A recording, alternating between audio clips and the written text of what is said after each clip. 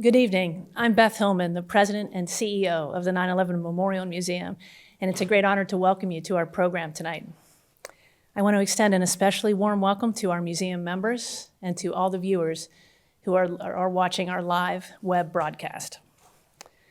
Members of the 9/11 community are well aware that the means by which terrorists seek to wield violence can change over time. Likewise, you know that the causes terrorists seek to advance can also change over time, and that they sometimes defy common public perceptions. Many sources suggest, for instance, that in recent years, far-right extremists have outnumbered those in other ideological groups. According to tonight's guests, Bruce Hoffman and Jacob Ware, co-authors of the recently published book, God, Guns, and Sedition, Far-Right Terrorists in America, these kinds of terrorists are neither novel nor unprecedented. A longtime friend and advisor of the Memorial and Museum, Bruce Hoffman is a professor at Georgetown University and the Shelby Coulomb and Catherine W. Davis Senior Fellow for Counterterrorism and Homeland Security at the Council on Foreign Relations. His colleague, Jacob Ware, is a research fellow at the Council on Foreign Relations and an adjunct professor at Georgetown University. He studies domestic and international terrorism and counterterrorism. Tonight, they will share their analysis, offer historical context, and provide recommendations about how to address this ongoing threat. Please join me in welcoming Bruce Hoffman and Jacob Ware to a conversation with our Museum Director, Clifford Chanin. Thank you, Beth. Thank you, Beth, and good evening, everybody. If I could add just a note to Beth's welcome. Bruce has really been a longtime friend of this institution. We were thinking this is at least the third program we've done with Bruce. So Jacob, you now have a target to shoot for in the years ahead. But not only the public programs we've done, Bruce has been an advisor to us in all kinds of ways, going back to the earliest planning for the museum before we were open. And he has always been available to us when we bothered him with some odd question at one point or another. So it's particularly welcoming to have you here tonight, Bruce. The subject matter is very serious. I have to say, in reading the book, I almost needed to take a shower afterwards because it's very, very difficult material, and it is filled with hate, in essence.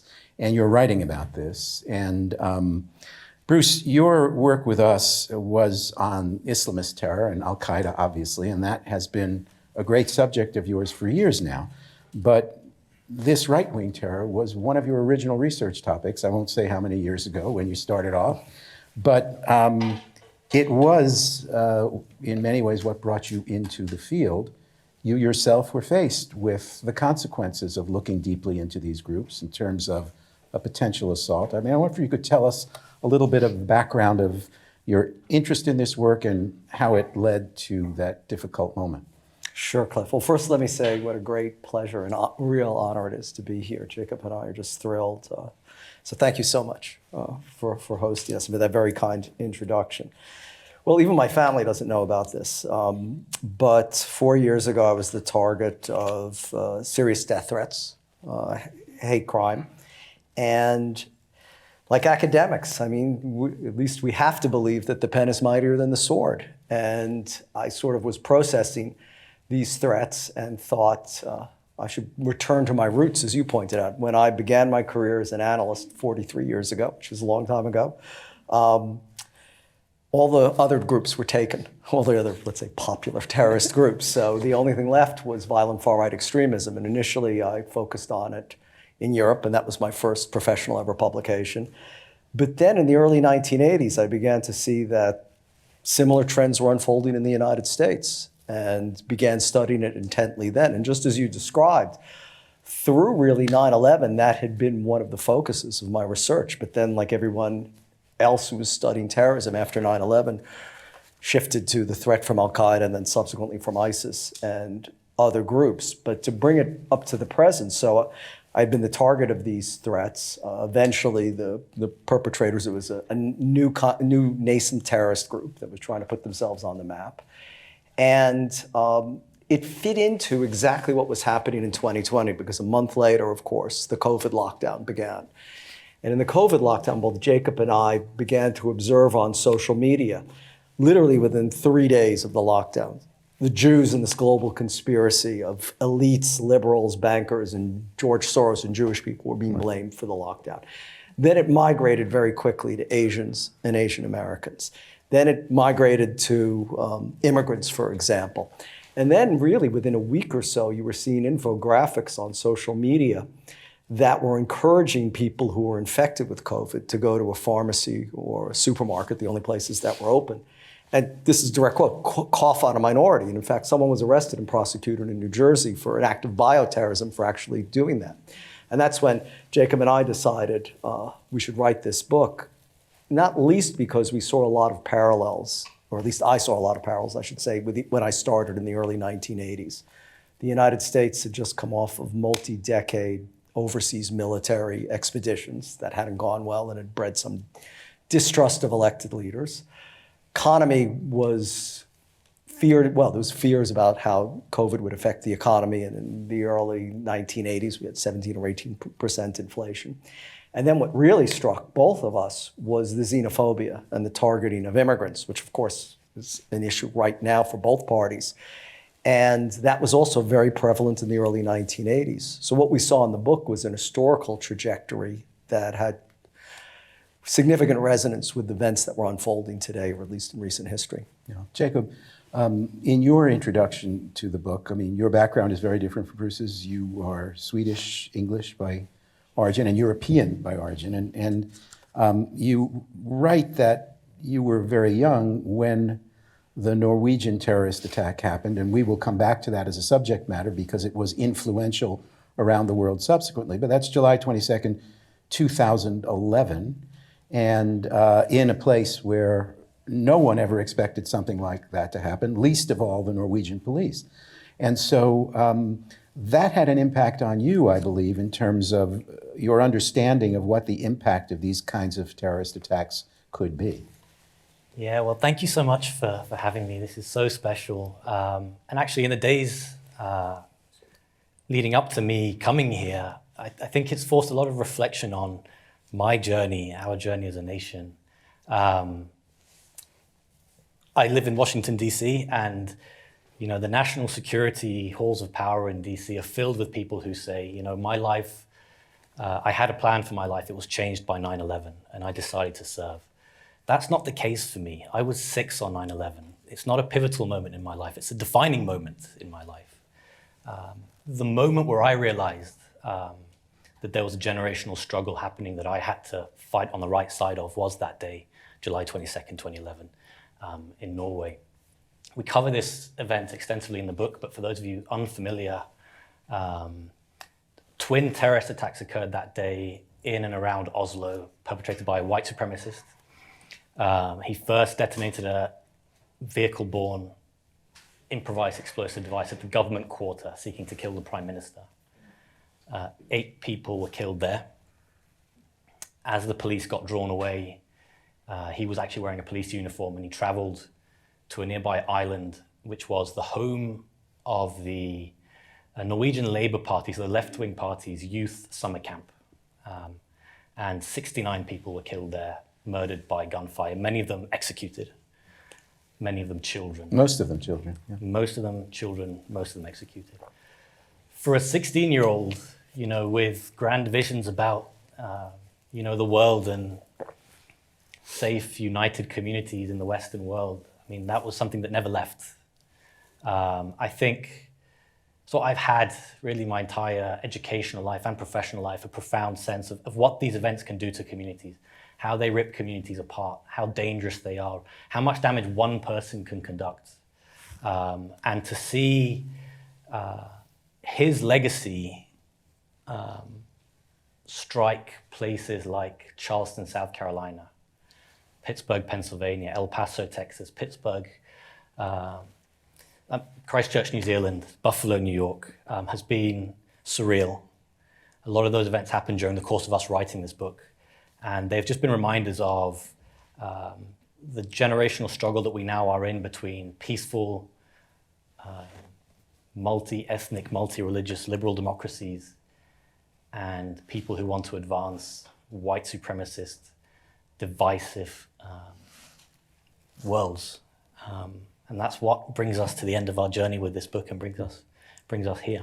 Let me pick up on that, Jacob, and then I'll come to you, Bruce. This idea, so Breivik, the Norwegian terrorist, was in a line of people who were, he had a long manifesto that he wrote that was sort of an effort to explain what this was all about, and he deliberately waited to be arrested. He did not want to kill himself. He did not want to be killed.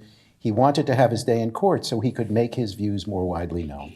Those views did spread, as you indicate from the enumeration of the other sites where other perpetrators would quote him and others who'd gone before them.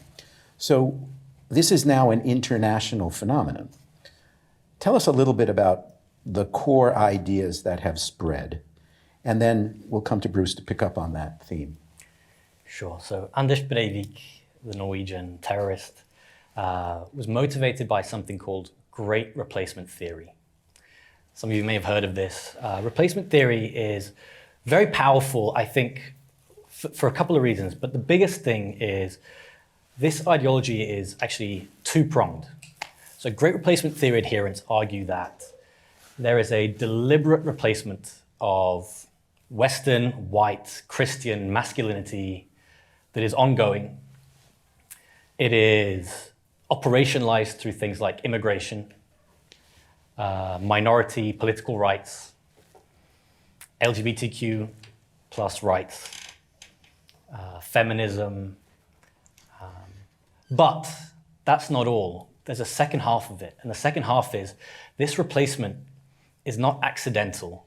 It's being deliberately coordinated by a small elite group of Jews, Marxists, feminists again. And that means that you have basically an extremely broad range of targets. I mean, here in the United States, I'll mention again the attacks we've seen here: Charleston, South Carolina; Buffalo, New York; Pittsburgh, Pennsylvania; El Paso, Texas; Poway, California; Jacksonville, Florida.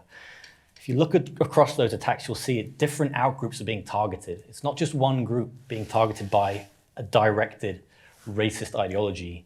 It's multiple groups. It's African Americans, it's Jews, it's Latinos, it's Muslims, it's Sikh people. And so it's really broad tent in a way that is very dangerous, very corrosive. He wrote a manifesto that's about 3,000 pages long, largely plagiarized, where he advances this ideology. And he had a multi-pronged targeting profile. He argued, in contravention actually to a lot of the people who we've seen since, that the number one target was what he called cultural Marxists. So not the people who are the replacement, not the immigrants, not black people, not gay people. He targeted liberals. He targeted white people. And that is a difference from some of the others. And I think it reinforces how widespread this threat is. It's not a question of right against left. It's not a question of white against a certain outgroup, a certain minority group. It's a question of a small fringe on the ultra far right that will target everybody in their goal of bringing down liberal Western democracies and replacing it with white supremacist, genocidal ethno-states. Bruce, Jacob describes something that has a coherence that I'm not sure is always reflected in the actual statements of these groups or individuals. They don't seem to be united around a core set of principles about what comes next. It seems more nihilistic and destructive than anything else. I mean, the imaginary that they have of what the future would be like is not detailed, it's not coherent, it's kind of this fantasy without a real detail of how to get there. But am I right in reading it that way, or is there some master plan somewhere that someone among them has? No, you're absolutely right. And I almost think it's deliberate in a way, because they want to cast as large a net as possible and sweep as many different constituents, as it were, into it. I think what struck us in this book, in tracing the historical trajectory from the early 1980s, is that there were always hate groups in the United States: Ku Klux Klan, American Nazi Party. But in the 1980s, there was a shift. It began to broaden its aperture, as it were, not just hate, but to go beyond that. Militant opponents of paying taxes, for example. Militant opponents of legalized abortion. People that were anti-LGBTQ. And also, there became all of a sudden this profound animus or hatred towards the United States government. So sedition, a word that's in the title and that has been in the news a lot lately because 22 persons were charged with seditious conspiracy, the most serious criminal charge that can be brought in democracy, and were convicted for their role in the January 6, 2021 events. This mindset first really crystallized in the early 1980s. The difference was back then it was isolated, it was spread out throughout the country. There were small pockets of people who had these ideas and had a lot of difficulty to come together. And of course, in the 21st century, social media has empowered that connectivity and given it a traction that Jacob described, where great replacement theory is widely spread now. But I would go even one step further and say in sort of this list of amorphous ideologies, there's something called accelerationism, which is exactly what you're describing. It's, in other words, engaging in acts of violence, spreading chaos and disorder, simply to bring the system down.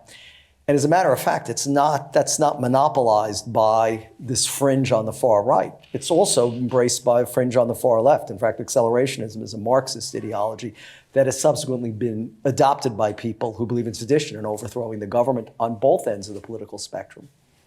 It does raise this question of the resemblances of the extreme. And it's not just the left and right in our own political context, but you quote in the book, I will find it, you will quote in the book an Al-Qaeda supporter referring to the events of January 6th. And in this, I'll read you the quote, but he's referring in this to the fact that the fourth plane, the plane that went down in Shanksville, Pennsylvania, did not manage to get to the Capitol and disrupt the political center of the United States. And he writes, this is in an online Al-Qaeda magazine, I realize the wisdom of God Almighty in not guiding the fourth plane, Flight 93, to its target.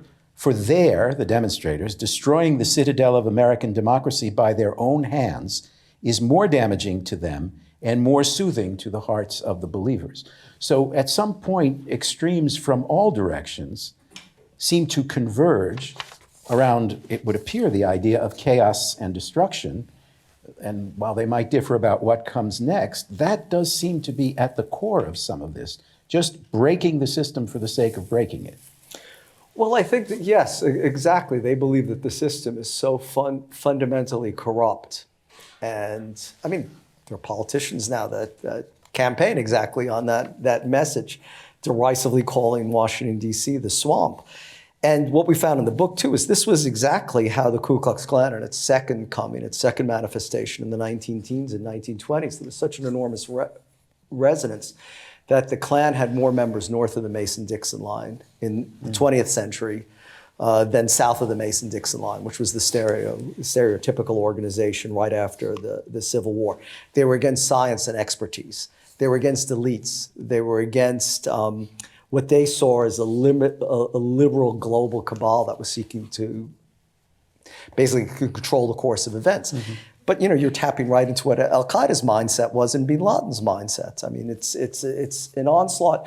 I mean, it's almost too simple to say it's an onslaught against modernity, but that's a huge part of it, is that all these groups, whether it's Al-Qaeda or ISIS or various far-right groups, extreme far-right violent groups in the United States, they're hearkening back to a halcyon period that they imagine of homogeneity, of when there wasn't concepts like feminism, for example, and that they can somehow, through their violence and through fomenting this disorder, turn back the clock, seize power, and therefore turn back the clock, which of course is an impossibility. Jacob, we go back, one of the founding texts of all of these movements, but particularly in the United States, I think, the Turner Diaries by William Luther Pierce, which was written, I can't recall, in the 70s or the 80s? 1978. 78. Can you tell us a little bit about that? Because it is a work of fiction, but it also in somehow becomes a template for some of the later groups that would use some of these fictional suggestions as models for what they were trying to do. Turner Diaries is a foundational text in the violent far right. It was published in 1978 by this individual, William Luther Pierce, who was the founder of the National Alliance. one of the most prominent neo-Nazi organizations in the country at the time. And in diary form, it depicts the journey of a white supremacist by the name of Earl Turner, who basically forms a terrorist organization in order to bring down the United States through race war and eventually nuclear war.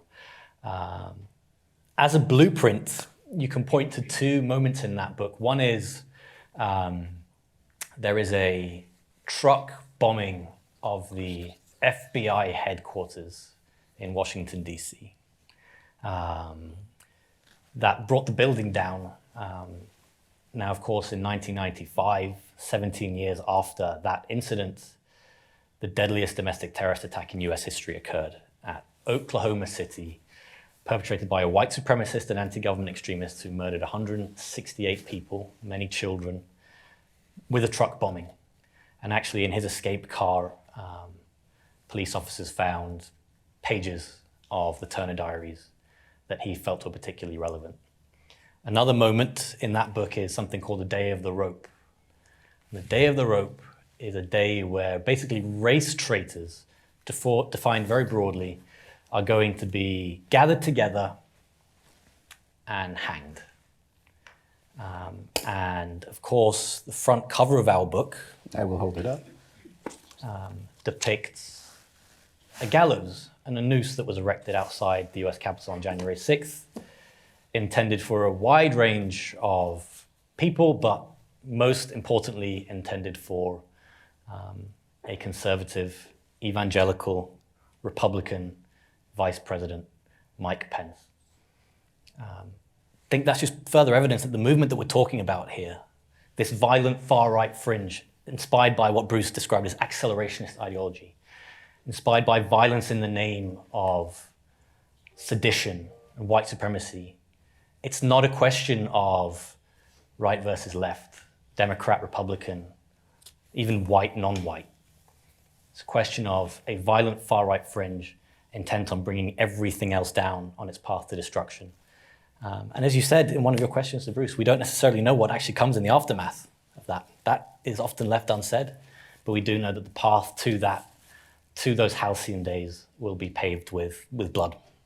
Let me ask about. Can I have one yeah, thing? please, though? please, please, of course. I mean, yeah, I'm sorry to interrupt, but just as an historical footnote, that book has often been called, or it's been alleged that the FBI Turner terms Diaries, it, yeah. the Turner Diaries, the Bible of the far right. And we dug into this. The FBI never said that, or at least we couldn't find any evidence. Actually, it was Pierce, in his desire to propagate the book and to get more sales, he basically attached that to the back of it. In fact, he was largely right, because it's sold upwards, somewhere between 250,000 and 500,000 copies. So it's a book that's, you could get it on Amazon a week after January 6, 2021, and then it was finally taken down. Let me ask about January 6th, because it was a mix of many, many things. Perhaps in many people's minds, they didn't expect it to go that far. Perhaps in other people's minds, it didn't go far enough. The erection of the scaffold with the noose is symbolic, but it might be dismissed as only symbolic. So I guess the question is, as you assess what happened and the mix of people who were involved, there were some who were clearly tactically equipped to do this. There was an assault squad waiting. I mean, how close was it in your mind to achieving the kind of collapse of the system that has been talked about in light of that event? In my view, it was accelerationism, pure and simple. And I think, like everyone watching this, I was completely dumbfounded. It was not something I expected. It was really spiraling out of control. And when one thinks about it, it was courageous police officers like Dwight Goodman who led the rioters up a different staircase and prevented a disaster from happening to senators, for example. So it was acts of bravery and, sharp split-second thinking that I think averted a worse tragedy. Jacob, your own impression of that? You're in the middle of writing this book, and it's being enacted in front of your eyes. Yeah, I have two thoughts. One is, I do think there are a handful of heroes who prevented something very horrible from happening to members of Congress and a vice president. Now, that video Bruce is referring to of Goodman, a Capitol Police officer, guiding QAnon supporters away from the Senate chambers. According to the New York Times, that was seconds after the door shut behind Vice President Pence. And the crowd outside at the time was chanting, "Hang Mike Pence." That was a very serious situation.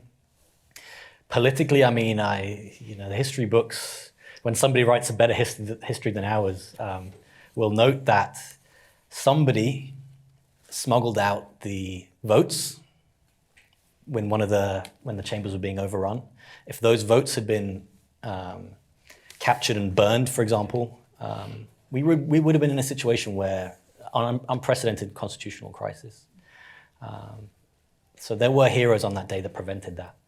But I think the other thing that is very sobering is terrorism is not always about the event itself. It's about what the event will do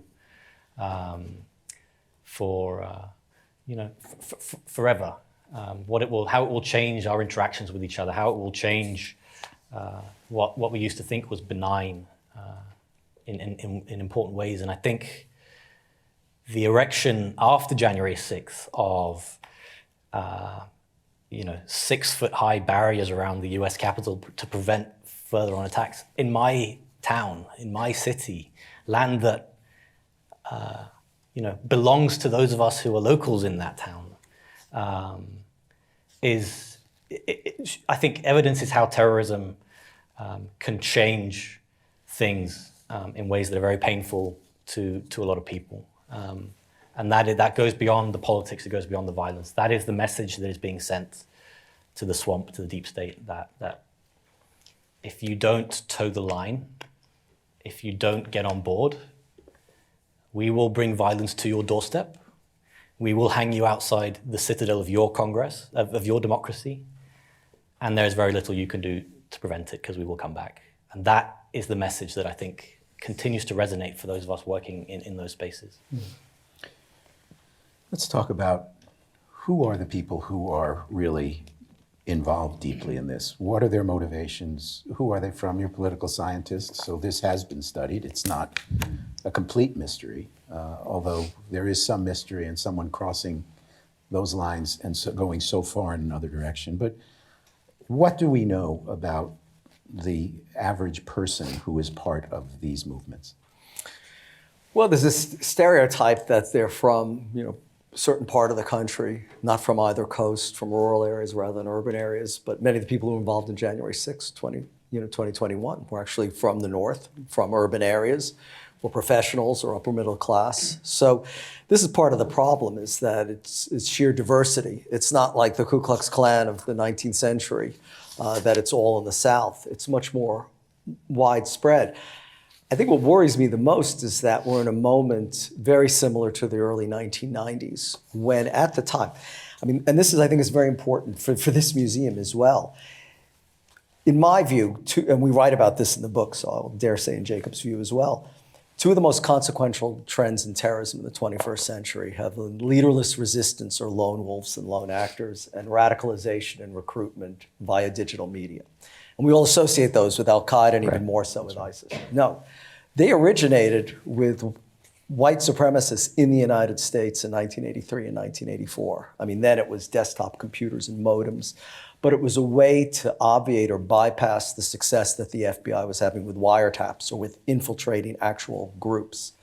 And then part and parcel of that was this idea, if the FBI was penetrating this stereotypical hierarchical terrorist organization like Al-Qaeda with a bin Laden at the top, or ISIS with an Abu Bakr Baghdadi at the top and all of their lieutenants, well, you could neutralize the group. So at the same period, this idea of leaderless resistance or lone wolf attacks was articulated. And that inspired Timothy McVeigh. And until 9/11, the worst terrorist tragedy in the United States, the Oklahoma City bombing that claimed the lives of 168 persons. He didn't belong to a terrorist group. He wasn't following anyone's orders. He recruited two former Army buddies and perpetrated this terrible act. And I would say we're back there again in the sense that because of exactly what you described, people that were armed, that were prepared to do more on January 6th, that had plans for a rapid reaction team that was marshaling itself and waiting for word in Northern Virginia motels. We're not going to see that. We're not going to see people waving flags with the logo of their group on them or wearing, regalia that has, a motto or a patch or something. It's a movement now largely because of the 900 persons that have been prosecuted and convicted of various offenses on January 6th, the 22 people who were convicted of seditious conspiracy. They'll avoid all of that and they'll go burrow deeper underground. And what worries me, especially in what is already proving to be a very febrile presidential campaign, or at least another presidential season, is that it's what we don't know. It's the people that are not obvious, that have burrowed deeper underground, that are more susceptible to groupthink, to all kinds of conspiratorial thinking that eggs one another on to violence. I mean, precisely like the group that came together on Facebook in October 2020 and plotted to kidnap the governor of Michigan, Gretchen Whitmer. I mean, they military veterans who had some familiarity, at least, and wherewithal to organize, were comfortable with weapons, and plotted to kidnap a sitting governor and hold her on trial and perhaps execute her. I mean, they created out of a handful of people this small terrorist cell. I think that's the place we are now. It's the people we don't know about that we have to worry about. Yeah, I think, there was an element in the early times of a terrorist threat where, and, it's dismissive, like, they're not good enough to carry out something like this. And we have seen in, whether it's the Oklahoma City bombing, certainly 9/11, but other events as well, that there really are people who can pull off whatever this is beyond our imagination, but their goal nonetheless. Jacob, your sense of these, who is attracted to this, it does connect to political issues. You mentioned immigration before. Gun control efforts seem to be, Second Amendment rights seem to be critical to this. Taxation, I mean, some of this is what everybody thinks about in one way or another. And you're driven to an extreme, presumably, by, the pressure on your position. But there are issues in terms of the functioning of the society, the role of elites, the disproportionate distribution of wealth in the country that a lot of people think about. Most of them are not driven to these extremes, but there are ways in which people who have deep concerns about one issue or another in the economy or their culture or so on can be pulled further into this kind of position. Well, I think you're getting towards the real million-dollar question of our entire profession, which is how do you predict what factors, whether they're political or personal, are going to drive somebody who has mainstreamed political views into an extreme manifestation of those mainstream political views, into violent extremist manifestations of those political views, into then operationalizing into violence. We really don't have good answers for that. It's like the million-dollar question in our field. So I don't have a great answer for you. Here's what I will say. Counterterrorism professionals or analysts typically look at threats as a factor of intent and capability. Criminologists will look at means and motive. So do you want to commit an act of violence? Can you commit an act of violence? Now, we're in a place here where the capability to conduct this kind of attack here is very, very small. Obviously, they managed to. The kind of mass shooting incidents that we primarily see these days in the United States, the capability is not that small. And I think that's one of the reasons why we have seen high levels of violence over the past 10 to 15 years is intent is clearly getting higher. And we can speculate about why that is. I mean, I think existential language in the political realm is one reason. We have politicians on both sides of the aisle who say things like, if we don't win this election, our democracy is over. That pushes us into places where people have no other solutions other than violence.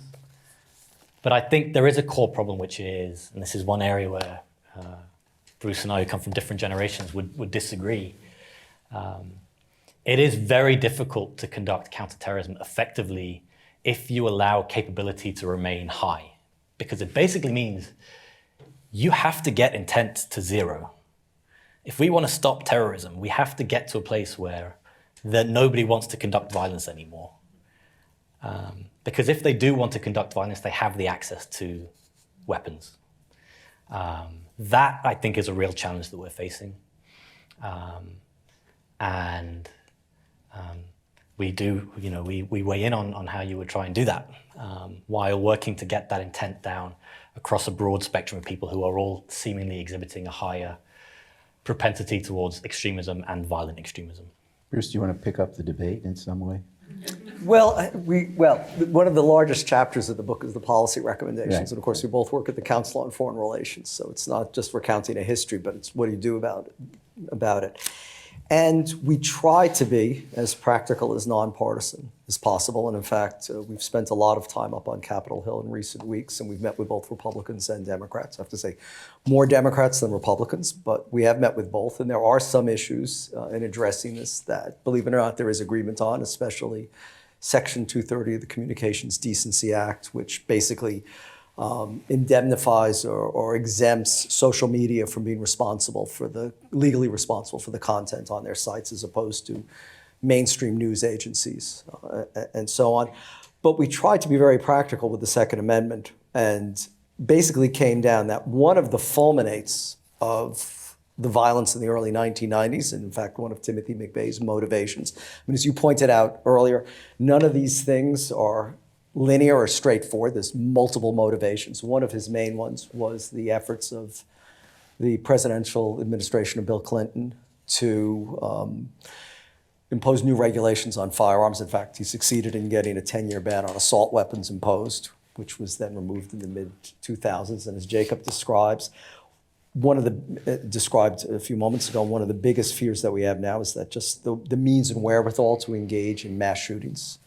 It's not making a comment on the Second Amendment to state the obvious that the United States is the most armed country in the world. The next 25 countries don't have as many firearms in private hands as the United States. So if you want to engage in insurrection, if you want to engage in civil war, if you want to engage in hate crimes, the means and methods are there. So we argue that we have to be sensible about this, especially in a divided Congress, and enforce existing laws, but be prudent in what we do not to inflame a situation even more. So I want to come back to the legal question of social media and otherwise, because you both said that the digital world is the accelerant for this. It has created connections that did not exist when these movements began, and the movements floundered to some degree in the fact that they couldn't cross lines and communicate well with one another. So you mentioned the Communications Act. I wonder, Jacob, if you could tell us more about what we might do in relation to these media platforms, online, social media, and others. And I'll ask Bruce to pick up after you. Sure, I think the two things that we really need, because as you say, social media now is a hotbed of extremist content, easily accessible across a range of social media platforms, both mainstream and more niche platforms. The two things that we would really look for are content moderation and algorithm reform. So trying to remove some of the content that's on the internet that's particularly dangerous or violent, and at the same time stopping people from being driven to that content on places like TikTok. On both of those measures, you kind of run into a brick wall with social media companies. They have put a hand out and said it's not our responsibility. We don't really want to deal with it. I mean, you get some engagement from larger platforms, but not sufficient, because they can hide behind the First Amendment and they can say, listen, this is all legally protected speech and we don't want to be the arbiter of that. Section 230 allows them to do that. It basically says, you are not publishers, you are not responsible for that content. So we would argue to reform that.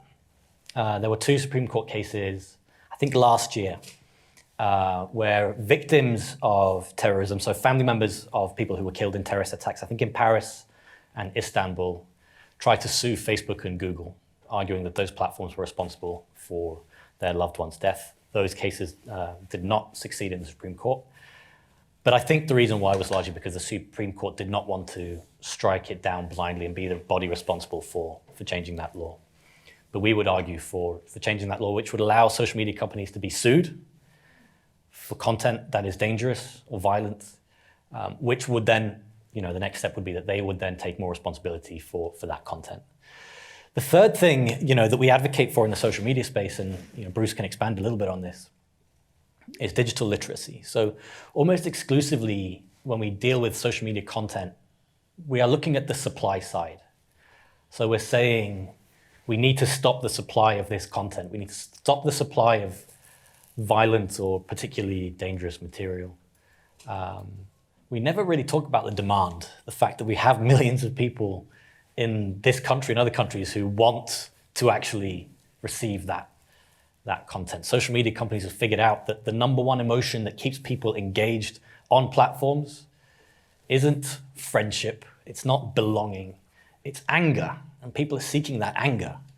And so we say, okay, so how do we work on that demand side? And one of the things that we've advocated for is something called digital literacy, which is training people to be able to spot mis and disinformation online and dismiss it for themselves through things like lateral reading, right? So if you read something on social media that is unbelievable, odds are it's actually probably unbelievable, and you need to find another source from a different angle that's either corroborating that or dismissing it.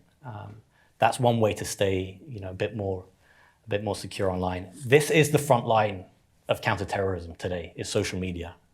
You can see that very clearly, I think, in our work, where you see the moment where this movement really kind of accelerates, really catapults into a new generation. And as we sit on the precipice of a new generation in social media, communications technology, right, generative AI and deepfakes, it's never been a more urgent issue to try to find ways to push back against the ease that radicalizers and recruiters have of finding new vulnerable recruits on social media. Bruce, I just can't help but think that the horse is already out of the barn on this. I wonder if you could give us any reason to think not. Yes, I actually can, even though this is an thank you. overwhelmingly pessimistic presentation. Well, let me impart first the bad news, Okay. and that's recent study by the Reuters Institute at Oxford University shows that roughly 40% of people under 40 prefer to get their news from social influencers rather than established traditional news sources. And this is exactly what Jacob's talking about. I mean, think about it. A reputable news source, whether it's online or in print or on TV or radio, reporters have to have multiple sources. They're often fact-checked, and there are editors that are vetting them. In social media, a social influencer has none of those. And what's so disturbing is that young people want to get their news and be entertained. So this is very dangerous. Now, this social and digital media literacy is not just a pipe dream. It's been featured recently in the Biden administration. And the good news I have is a couple of weeks ago, we were discussing this, and I'm going to give a shout out to the police chief of Elizabeth, New Jersey, Giacomo Sacca. He came up to me afterwards and he said, we're doing exactly like that in Elizabeth. And he said, in the police athletic league, in addition to taking kids and giving them something meaningful to do after school, he said, we're teaching them digital and media literacy. We're teaching them how to discern what expertise really is, how to discern between what's opinion and what's actually factual. I know this is great. We need more people like Chief Sacca that are doing these kinds of things, not just in the schools. And this becomes a Department of Education issue and has to be, becomes more complicated. But grassroots initiatives from community organizations realizing where the next generation of police officers are coming, captains of industry, journalists, professors, all walks of life, are people that are getting their news from different sources than we've been conditioned to get our information from, and may have a very different view. So what he's doing is tremendous, and hopefully it'll be replicated elsewhere. I will say, on our own behalf here at the museum, this is something we do in our education programs, and we work with teachers, teaching them how to bring this into their own classrooms. So yes, it is a critical thing. The problem is, it's like anything else that's running against an appetite. There is an appetite for these things, and how do you get people to go on a diet, let us say? It's very complicated. It's very complicated. I think we have time for a couple of questions. I'm going to ask you to raise your hands and wait for a microphone to come to you.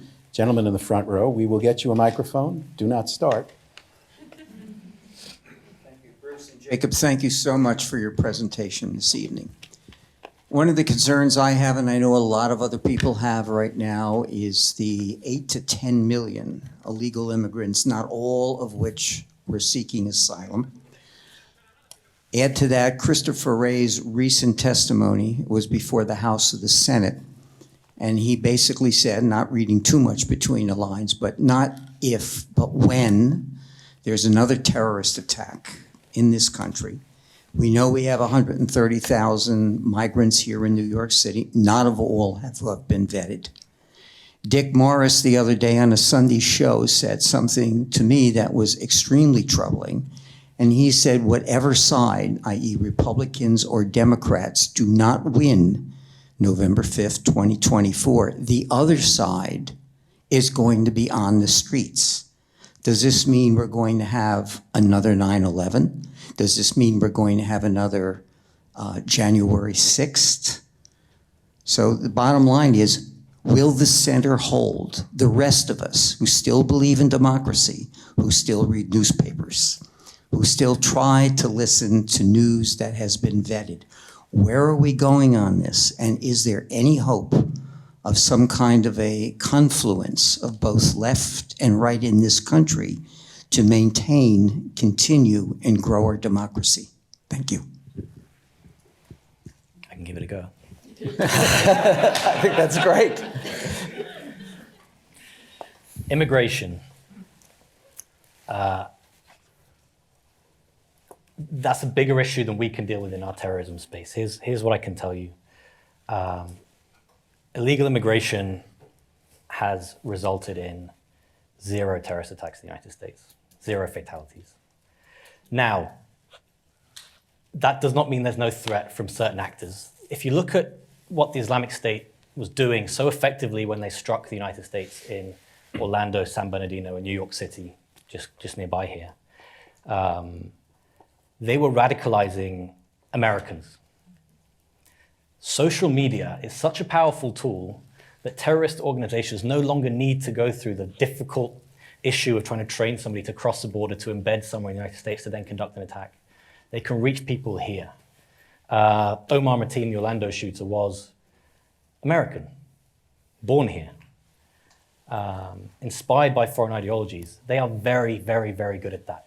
Terrorist recruiters and radicalizers are extremely, extremely good at reaching people here already, so they don't have to go through the intelligence challenges of trying to embed, counterintelligence challenges of trying to embed 20 terrorists in the United States to conduct airline plots.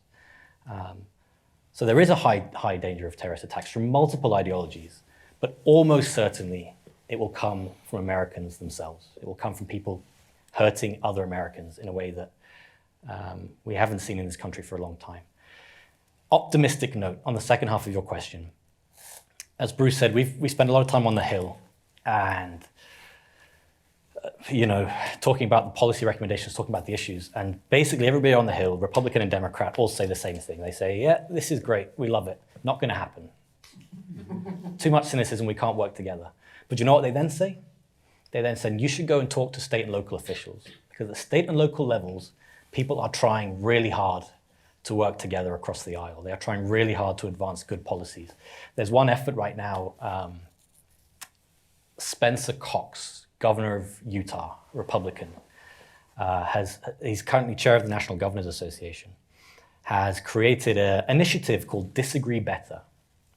He's working with Jared Polis, I think his name is, Democrat, Colorado governor. The whole idea being, listen, we are not going to agree on abortion. We are not going to agree on gay rights. We're not going to agree on elements of immigration. But what we can agree on is how we're going to have those disagreements. We're going to do so in a way that's safe, responsible, does not attack key sites in our democracy. I do believe that there's a lot of energy for that effort. I think people are tired of division. I think people have realized that there are bad actors everywhere in our country that are seeking violence, that are opting for it. There has been more violence from one side, but there is an effort, genuine effort, to look beyond that and try to move forward. And I think that is a reason to be hopeful. Well, I always thought what was one of the most reassuring moments on a horribly horrific day, September 11th, was when the Republican and Democratic members of Congress joined arms and sang God Bless America on the steps of the Capitol.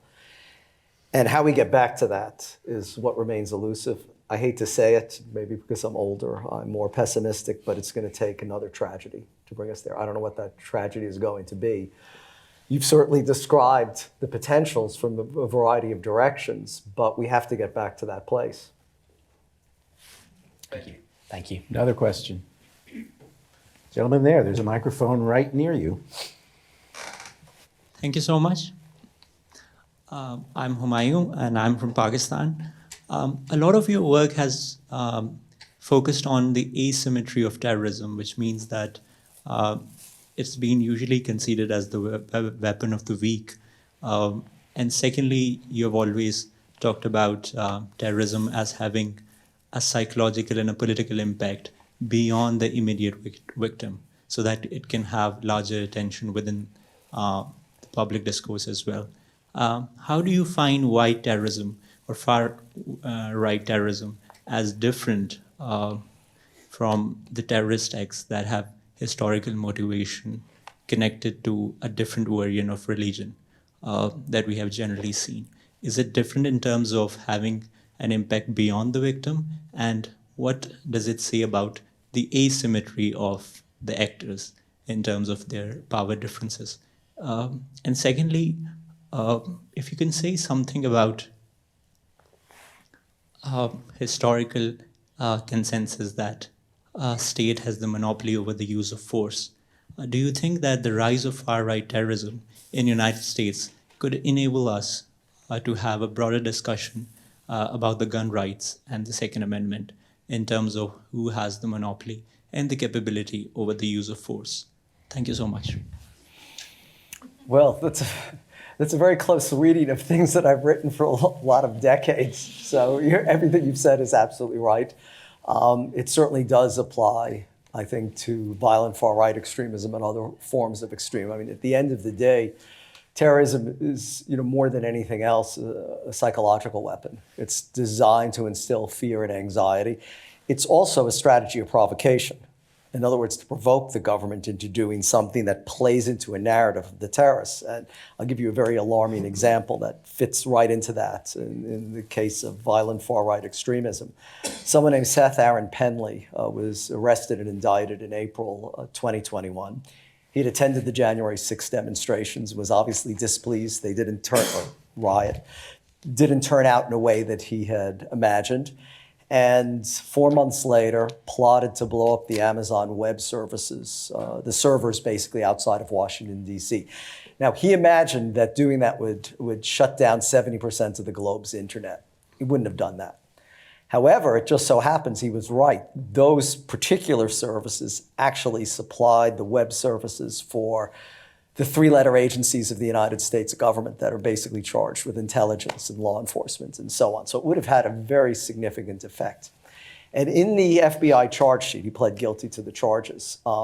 He said he was doing that because he wanted to provoke an overreaction by the United States government that then would demonstrate to people that this is really a predatory, aggressive government that is intent on depriving American citizens of their rights. I mean, kind of flipping the narrative, in essence, making the U.S. government an aggressor. And we see that this is a pattern of terrorist strategies that's not confined just to the United States, but is global.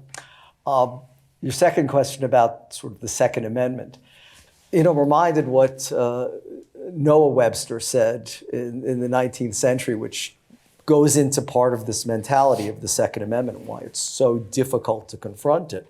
It's not so much of the well-regulated militia that's literally written in the Constitution, but it was this idea that citizens had weapons in their hands and could rise, this is the don't tread on me, could rise up against an aggressive or predatory government. So whether that's a safety valve of some sort, although, as I said, it creates an environment where weapons are so readily available that we see tragedies at schools that are completely apolitical on a daily basis. But this idea that citizens have it within their power to rise up against a government, as it may kind of deflate some of this. But what you're talking about, though, leads to something else, and especially when you said you're from Pakistan, where I think, well, we argue in the book, one of the greatest dangers of this ideology has been is that the United States is viewed by some of our closest allies as being an exporter of a poisonous ideology that, as Jacob described, great replacement theory, for example, that has influenced shooters not just in Norway, but in Germany, in New Zealand, and elsewhere. And it's remarkable to me. I've been studying terrorism for almost 50 years. I could have never imagined a situation where our closest allies, Canada, where we have historically the longest, most open open border probably in the history of mankind, tremendous cultural affinity and similarities. And Canada has designated 5 US-based groups as foreign terrorist organizations and 1 individual. And this is astonishing. Great Britain, another close ally of the United States, has designated 2 US-based violent far-right extremist groups as terrorist organizations, and Australia, 1 of them. Now think about that. Right after 9/11, rightly, the United States called out your country, or Pakistan, called out Saudi Arabia, other countries for not doing enough to counter an ideology that was spreading elsewhere and creating violence. We're in the same position. It's even worse than that. There's something called the Five Eyes, which is this unprecedented sharing of intelligence between English language-speaking countries. It's Canada, Australia, Great Britain, New Zealand, and the United States. So take out the United States. So 3 out of the 4 of our closest allies in terms of sharing intelligence have designated American groups as terrorist organizations. I mean, this is a problem that, as we've been discussing this evening, as we say in the book, that is really a danger, not just to the United States, but elsewhere as well. And it's one that has to be recognized and countered. Jacob? Excellently put, Bruce. We're gonna stop on that note, but I do want to say that it's really, really an important read. I would say take a deep breath before you read it, because it's got some tough moments in it. I mean, what people believe and what they're willing to act on has become more and more extreme in some ways, and the enumeration of the incidents and the explanation of what's behind them is extremely powerful, but it's tough stuff. So I want to ask you, God, Guns, and Sedition, FarRight Terrorism in America, by Bruce Hoffman and Jacob Ware. Please join me in thanking them.